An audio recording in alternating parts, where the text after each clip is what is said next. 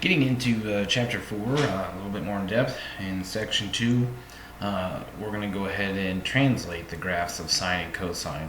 So the first part of this, right, we talked about sine and cosine when we talked about the amplitude and the period and how those change the graphs. Now we're going to take that entire graph and shift it up and down and left and right, just like you did in your conic section in algebra or algebra 2. All right, you took a parabola and you shifted it left, right, up, down, you stretched it and you flipped it. We do the exact same things with sine and cosine functions, okay? Now, where the horizontal translation, horizontal meaning we're shifting left and right, where that comes into play is inside the argument of the trig function, okay? You were able to take like x plus 2 quantity squared, right? That shifted your parabola to the left. X minus 2 quantity squared shifted your parabola to the right. Same concept, okay, that we have here. Now, this is what you did in algebra, right? If we had f of x plus 3, it shifted the graph left 3 because why? That's where the 0 was. Negative 3 plus 3 made that f of 0, and it has to go through 0 at negative 3 there, okay? So if we look at this one, we had f of x minus 4. That shifts it to the right because 4 minus 4 is 0. That's where the 0 is.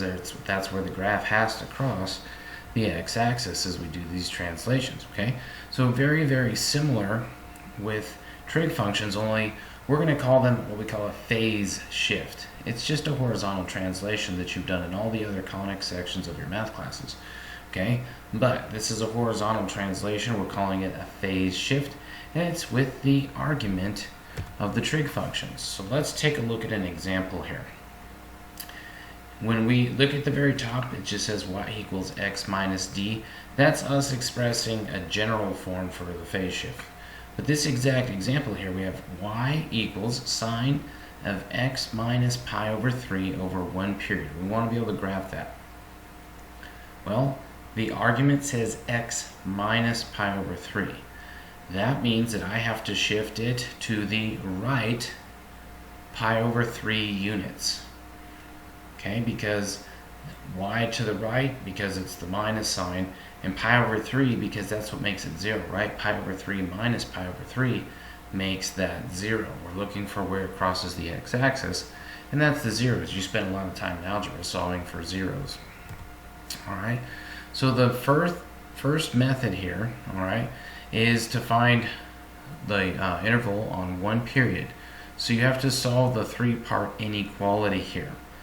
Okay, the 3-part inequality. How is this developed? Well, let's talk about it. What's the normal period of sine?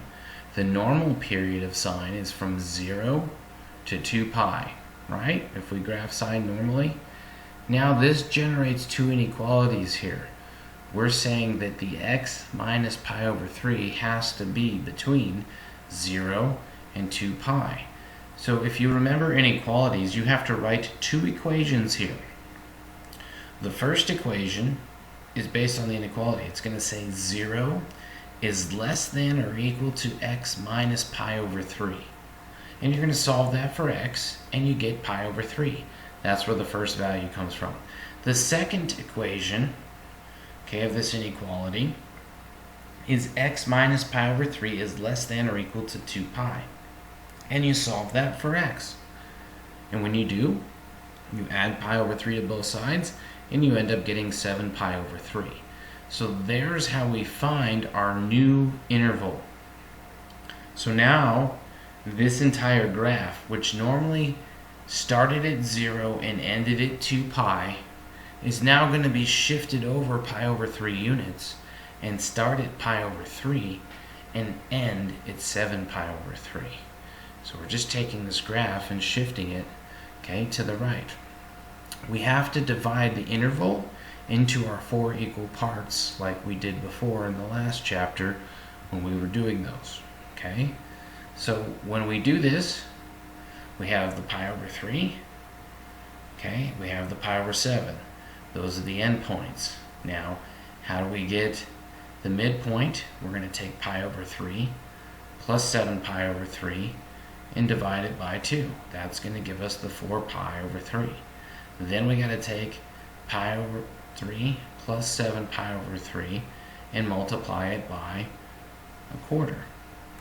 So in order to find the quarter of the way point between pi over 3 and 4 pi over 3, what you're going to want to do is you're going to take pi over 3 plus 4 pi over 3 and divide it in half. So when you do that, pi over 3 plus 4 pi over 3 is 5 pi over 3, and then you divide that in half because you want halfway between them because that's the quarter way point. Okay, so when you take 5 pi over 3 and divide it by 2, you end up getting 5 pi over 6. Okay, same with the other side. We're going to take 4 pi over 3 plus 7 pi over 3. That's going to be 11 pi over 3, and then we're going to divide that by 2. That's where we get the 11 pi over 6, so that's our 3/4 way. Okay, so that's one method to find the intervals when we're going to graph this. Okay, remember we have to plot those points, and they're significant at those values. Once again, my table has interpreted pi's as question marks, but where we have question marks, that's a pi, so it should be pi over 3, 5 pi over 6, 4 pi over 3, 11 pi over 6, and 7 pi over 3. Those are the values that we just determined. Remember, pi over 3 and 7 pi over 3, those are the endpoints.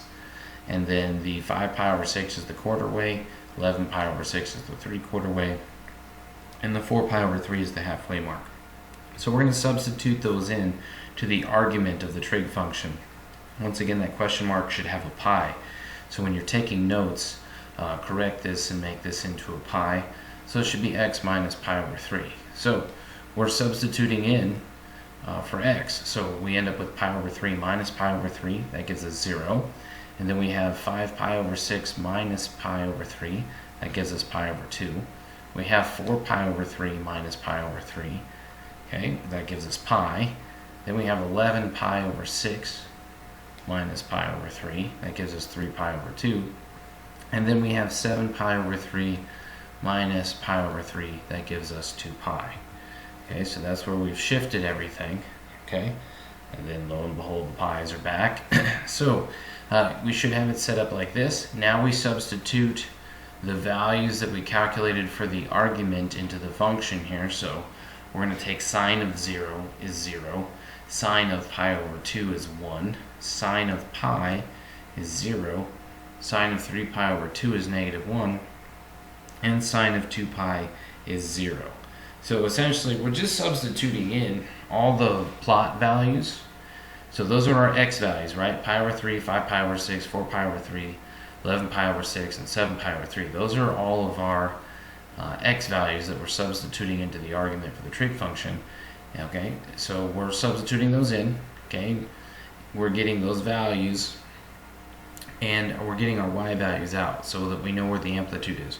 We can look at this function and know that it's going to oscillate between 1 and -1 because there's no number in front of sine. Okay, so we assume it to be 1. So when we substitute those in, all right, we get 0, 1, 0, -1, 0 for our y outputs. So just like we did in the last chapter, we plot those points. Okay. Now, if you compare that with a normal parent sine function, just the sine of x, you can see that we've just taken the graph of sine of x and slid it to the right by pi over 3 units. The period is still 2 pi. Okay, and then the amplitude is 1. How is the period still 2 pi? There is nothing in front of the x. Okay, so there's nothing to impact the period. We did all of that in last chapter.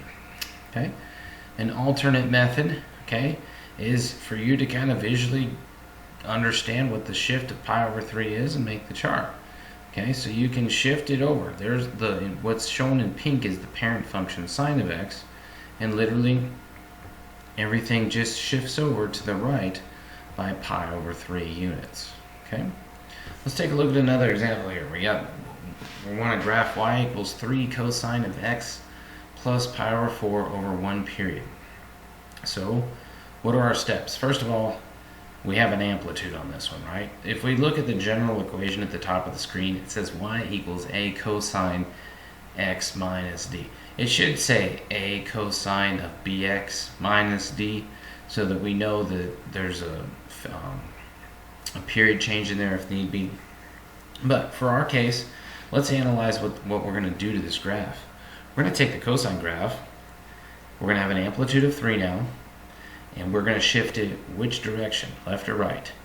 If you said left, all right, you're good, because it has to be what? Negative pi over 4. So that tells us where the 0 is. So we're going to shift it left pi over 4 units. Okay? So if we did method 1 again, remember cosine's normal period is 0 to 2 pi. So we take the argument and set it between 0 and 2 pi. And then we solve both inequalities. So the first inequality is 0 is less than or equal to x plus 4, or I'm sorry, x plus pi over 4. Solving that for x, we get negative pi over 4. Then we take the x plus pi over 4 is less than or equal to 2 pi and solve for x, and we get 7 pi over 4. Those are our two endpoints, negative pi over 4 and 7 pi over 4.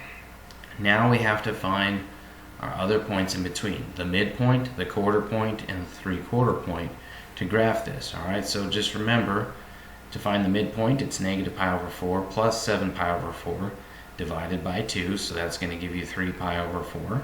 Okay, and then you take the negative pi over 4 plus 3 pi over 4, and then divide that by 2, you get pi over 4.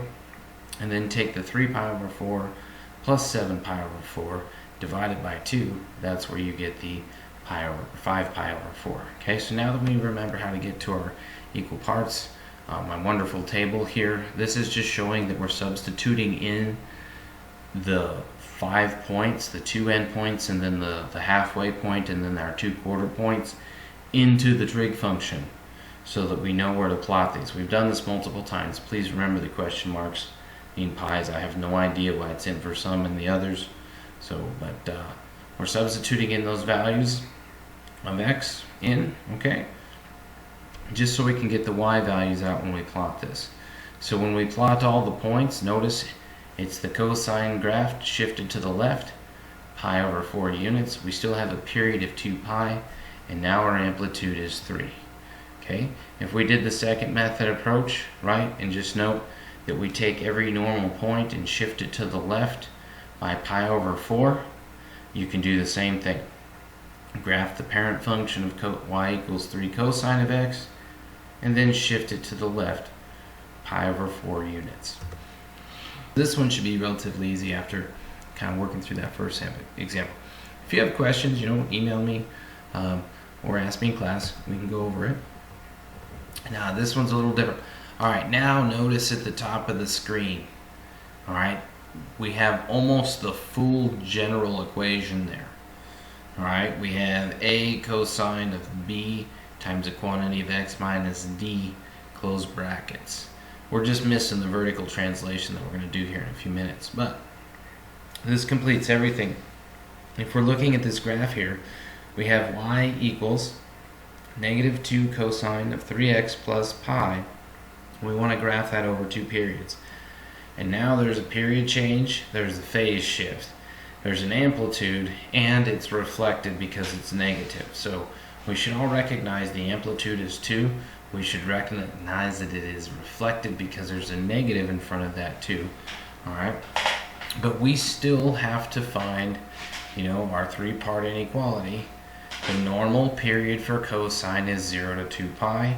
So the setup is the same. So it's going to be 0 is less than or equal to 3x plus pi, which is less than or equal to 2 pi. Solve both of those to get the negative pi over 3 and the positive pi over 3. Remember, you need to break that inequality up into 0 is less than 3x plus pi, solve for x to get the negative pi over 3.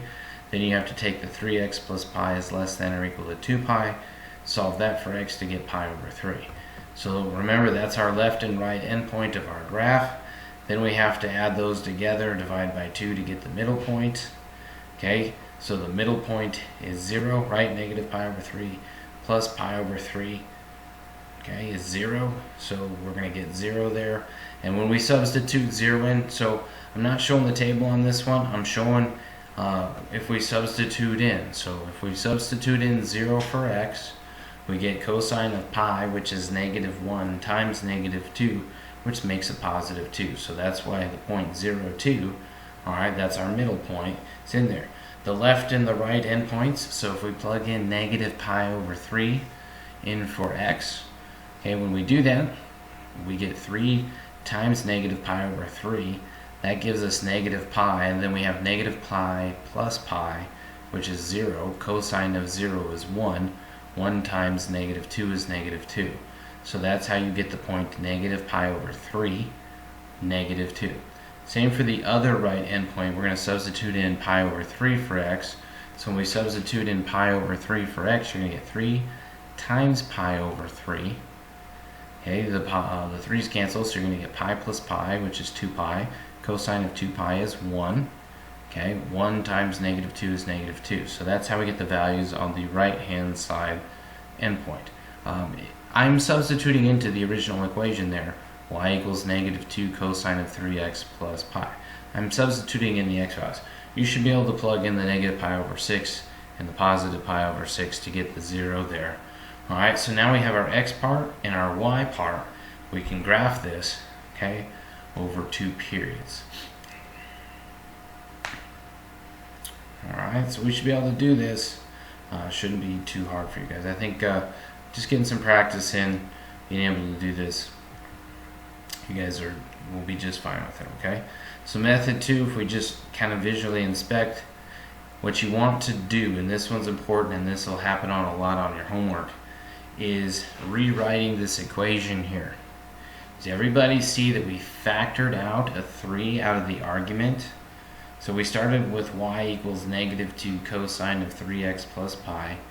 Then we factored a 3 out of the argument. So we end up with -2 cosine of 3 times the quantity x plus pi/3. Okay, you can do that. So notice when you factor the 3 out, that helps us find and define what the b is. Alright, because we have to find the period and we need b. So it would be what?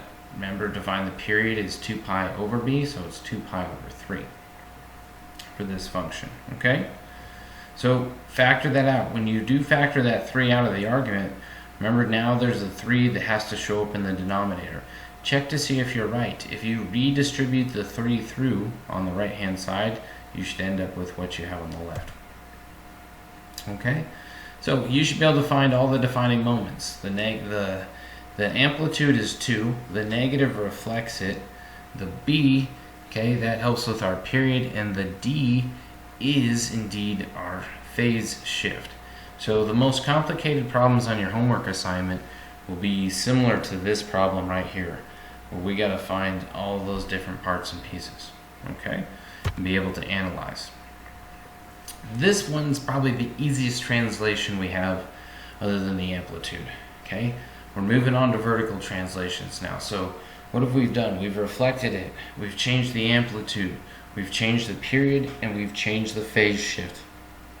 This is the last thing we have to do, a vertical translation, shifting it up or down. This works just like you did in the conics section of your algebra class. Alright, if you had x squared plus 2, the graph shifted up 2 units. If you had x squared minus 2, the graph shifted down 2 units. Similarly, looking at the graph I have here for you, if you have 3 plus f of x, the graph has been shifted up 3 units, right? It crosses the y-axis at 3 originally, but it's shifted up 3 units, so it crosses at 6. The bottom one, we have y equals -5x plus f of x. It's taken that original function f of x and has shifted it down 5 units from where it originally was. And that's the key part, is where it originally was, okay? So that's what a vertical translation is going to do for us. It's going to be outside the trig function. It will not be in the argument, okay? So if we look, all right, where it says graph y equals 3 minus 2 cosine of 3x over 2 periods. Notice the 3 is out in front, away from the trig function, the 3 on the left-hand side. The 3 before the minus 2 cosine of 3x. That's what I'm talking about. If you note at the top of the page too, there's also the general equation, y equals c plus a cosine bx. Remember, there should be an argument in there that should say like cosine of b times x minus d sort of thing in there as well. Alright, well, let's take a look at this. This is a graph. We have a period that's going to be quicker than normal. We have an amplitude of 2. It's reflected down and shifted up 3 units. I want you to be able to like just look at that equation and know what's going to happen to the graph of cosine, kind of how I just explained it to you. Alright, so the graph of this is going to be the same as the graph we did earlier, and then we translated up 3 units. So I'm not going to go back into the negative 2 cosine of 3x. We did that in a previous example. Alright, we're going to take that same one and shift it up. Okay, do all the same steps, find all the key points that you're doing, make your table of points like you did before, and now note the only thing that's different is the y values. The y values are now 3 more than what they used to be. So that's this graph here. Notice it's shifted up, and it's shifted about the line y equals 3. So normally this graph would be going across the x-axis, but now we've taken the original graph and shifted it or translated it up, right, 3 units. Normally the dots on the line y equals 3, those would normally be lying on the x-axis. So we've shifted this graph up 3 units. Okay, so I'll let you pause and kind of write these parts down. I'm not going to talk about the steps. You guys can read through those and get through those pieces. I want you to get into the meat of this. Let's do this next example. Okay, y equals negative 1 plus 2 sine 4x plus pi over 2 periods. Well, we can already see that negative 1 out in front does what to our graph? It's going to shift the graph down. What's the amplitude? The amplitude is 2. Alright, and this is one where we have to factor the 4 out to get the b. So when we factor the 4 out, we're going to get x plus pi over 4. Okay, so that tells us that it's going to be shifted left pi over 4 units, and then the period is 2 pi over b. b is 4, so the period is pi over 2. So you should be able to kind of look at that graph or that equation and tell me all those things that I kind of just gave to you. Alright, so we still got to find the interval. This is really just piecing it together. I'm not going to spend a lot of time on this one because it's everything that we've been doing with the other ones, only we're going to take this graph and shift it down 1 unit. Alright, so making the table, substituting in all the values. Remember, the question marks here are still pi's. Alright, I don't know why they carry through sometimes and not on those. But this is the part I really want you to see. We've already done in previous parts of the lecture the 2 sine of 4x plus pi part. The part I want you to hone us in on is the negative 1 out in front. Alright, so that entire graph is shifted down 1 unit. See how the amplitude is still 2? The amplitude goes from negative 1 to 1 and negative 1 to 3, but the reason it doesn't go to 2 is because the graph is shifted down 1. In its normal position, the amplitude would go from 0 to 2 and 0 to negative 2.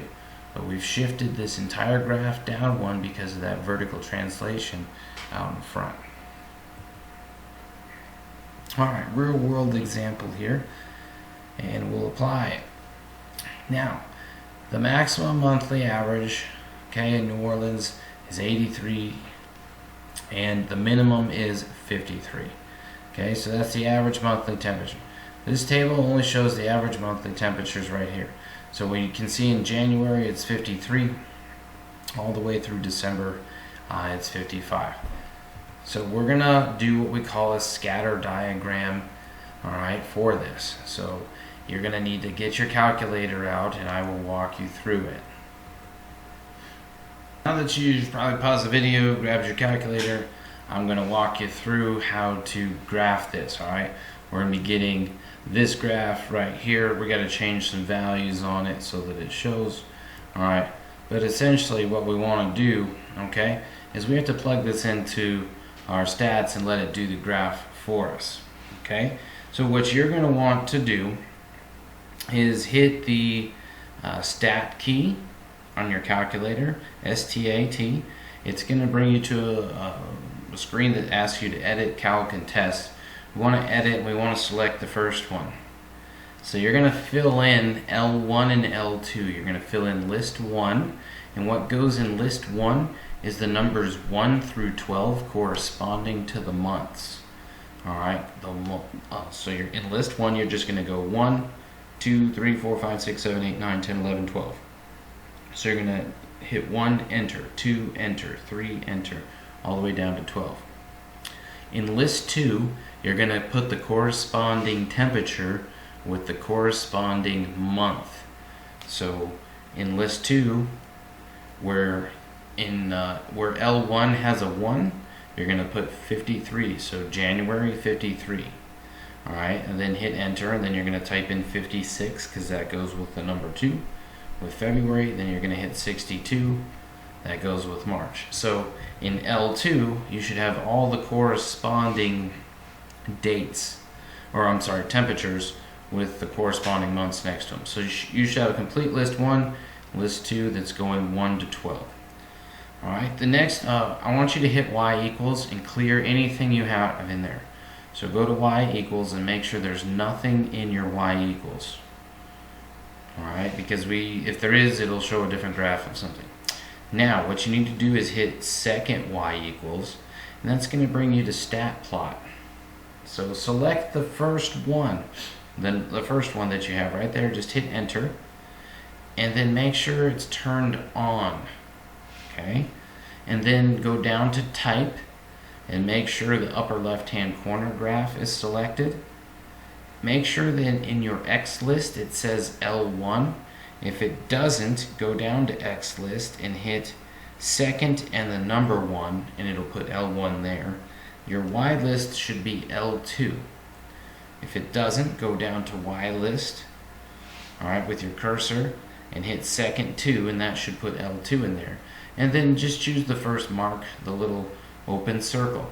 Here's the part you got to remember on this. Alright, in order to graph this, hey, you have all the, and then you're going to have to turn this off later when you want to go back to normal graphing. Alright, but in order to graph this, you're going to have to hit zoom, and you're going to go down to number 9. That's zoom stat. Okay, when you do that, you should get something similar to this. Yours isn't going to match, mine doesn't match right now, because we got to change the window. Alright, so if we hit the window button, alright, and we want it to look, relatively similar to this window, alright, and make your X minimum 0, your X maximum 25, because those are months, right? We want to look over a 2-year period. You're gonna have, I'll explain something in a second, but that's why we're gonna be 0 to 25, because there's 24 months in 2 years. Leave your X scale at 1. Let's set our Y minimum right now to 0 and our Y maximum to 90. Alright, because those are our temperatures. And then set your X scale to 5 and go ahead and hit graph. Okay? Now, you're only gonna see half of this. Alright, so you should only have one hump showing. That's good, because we didn't put in enough data to show 2 humps. Okay, so if we want ours to match what's on the screen here, you would go back to this chart, you would hit stat again, and you would edit your L1 and L2, and you would pick up. So where we did 1 through 12, you would do 13 through 24.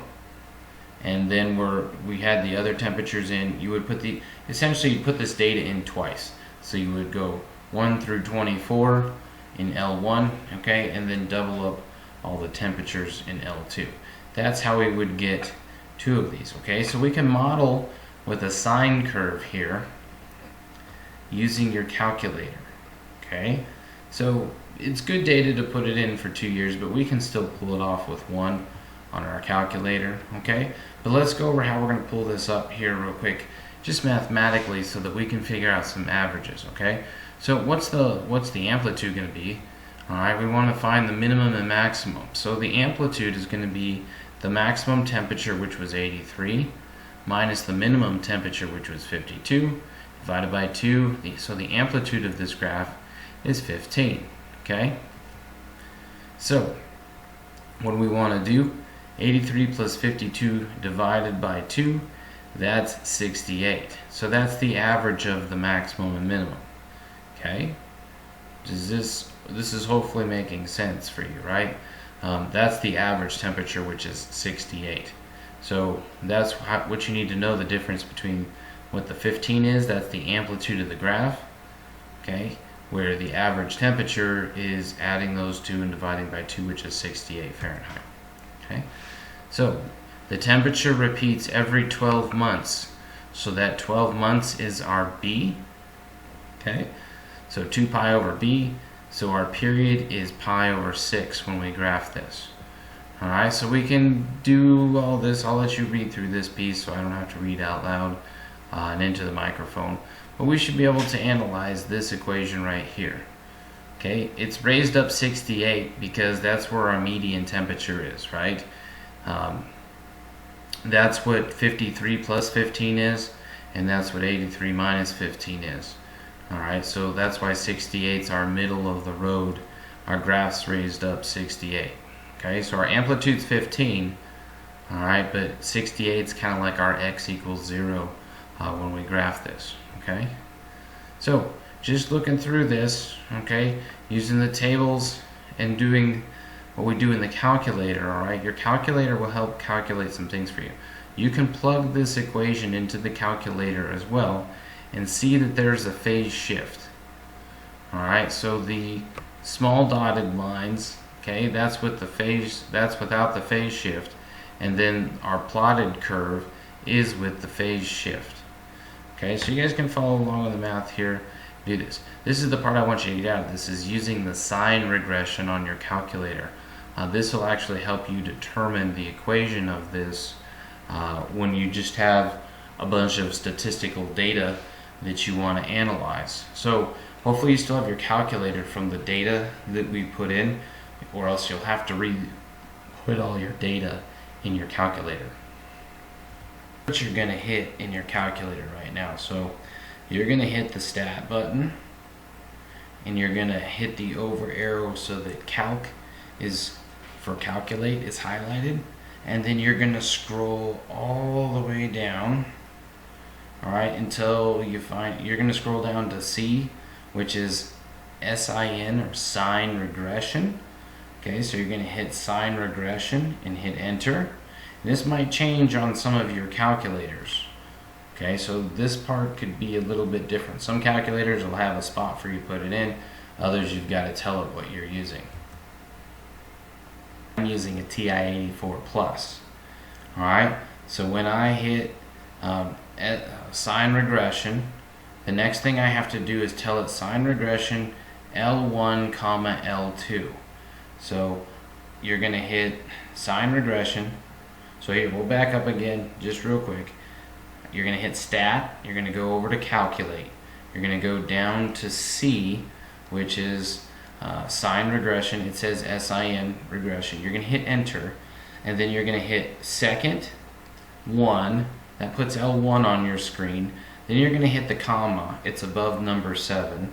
And then you're going to hit second 2. That puts L2 on your screen. That's the data that we put in the lists a few minutes ago. When you hit enter, it takes it a second, okay? But it's going to give you the sine regression, okay? A lot of you guys did linear regression or things like that in algebra, so very similarly. But it gives you what A, B, C, and D are. It tells you, at least on mine, it says A is 15.56, tells me my B is 0.5, it tells me my C is negative 2.02, and it tells me D is 68.4. You should be able to look, because the first line it tells you is y equals A times sine bx plus c plus d. That's going to give you the amplitude, the phase shift, the period, and the vertical translation. It's going to look similar to this on your calculator, but remember why your numbers won't match what's on the screen is because we only put in 1 year worth of data. We did not put in 2. So yours should match what I kind of read to you off of my calculator, okay? So there's how you're going to do sine regression given a list of data. So Anytime I give you a list and ask you to do the sine regression, you got to go through what we just did. Alright, if you're having troubles with this, let me know, but you should be able to rewatch this a couple times and make sure that you have everything entered in correctly. This section, and like I said, email me or ask me questions in class, but what I wanted you to get out the last example was more of doing the calculator portion for it, so I didn't go in depth in explaining the model quite as much. But you're able to kind of pause the video and read through the notes as well. Anyhow, I'll see you guys soon.